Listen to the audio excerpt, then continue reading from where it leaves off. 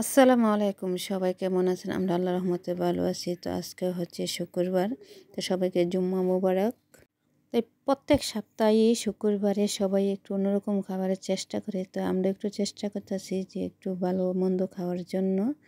তো ভাবতেছি যে আপনাদের সাথে একটু শেয়ার করব। তো আজকে রান্না করব মুরগ দিয়ে আলু, আর হচ্ছে মাছ ভাজি, সাথে আছে পোলাও, আর একটা হচ্ছে শুটকির ভর্তা বানাবো।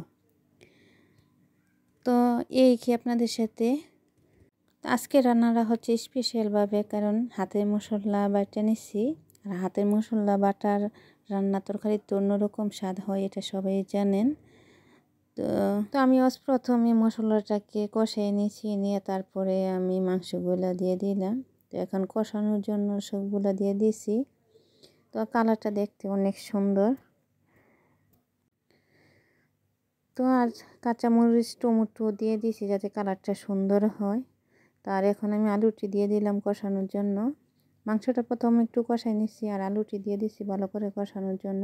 তো কষানোর পরে আমি জল দিয়ে দেবো। তবে আজকে একটু বুনা বুনা রান্না করব না, একটু জাল জাল করে, একটু জুল জুল করে রান্না করব। আর এদিকে পোলাওটা রান্না করতেছি, সবগুলা দিয়ে দিলাম।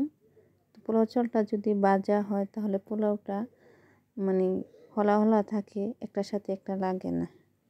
তো পোলাও চালটারে ভালো করে ভেজে নিলে ভালো হয়। আর কীভাবে রান্না করেন কমেন্টে জানাবেন। তার একটু দুধ দিলে ভালো হয়। দুধ দিলে মনে করেন পোলাওটা সফট হয়, নরম হয়। তার এদিক দিয়ে আমার মাংসটা কষানো শেষ, আর এদিক দিয়ে পোলাওটাও প্রায় রান্না শেষ। আর এখন আমি সব পোলাও রান্না শেষ উপরে দিয়ে দিলাম। তো কেমন হলো জানাবেন কমেন্টে। আর এদিক দিয়ে মাছগুলোকে ভাজি করে নিলাম। মাছটি ভাজি শেষ। তো আমি মাছ ভাজিটার সাথে টমেটো দেব, টমেটো দিয়ে দিছি পেঁয়াজের সাথে ভাজার জন্য। আর রসুনটা তো আমি সবসময়ই পেঁয়াজের সাথে ভেজে নিই। আর সব মশলা এক এক করে দিয়ে দিলাম। তো কেমন হলো রান্নাটা সবাই কমেন্টে জানাবেন। আর শুটকির ভর্তাটা তো অনেক মজা হয়েছে। হাটে পাটার মাধ্যমে পাইটা বানাইছি। কার কার এই শুটকির ভর্তা পছন্দ হয় কমেন্টে জানাবেন। তো আমার কাছে এই শুটকির ভর্তাটা অনেক পছন্দ। তো আজকে শুটকির ভর্তা দিয়ে পোলাও খাবো, এর জন্য ভর্তাটা আমি বানাইছি। এই কি আপনাদের সাথে আজকে কী রান্না করলাম শেয়ার করলাম।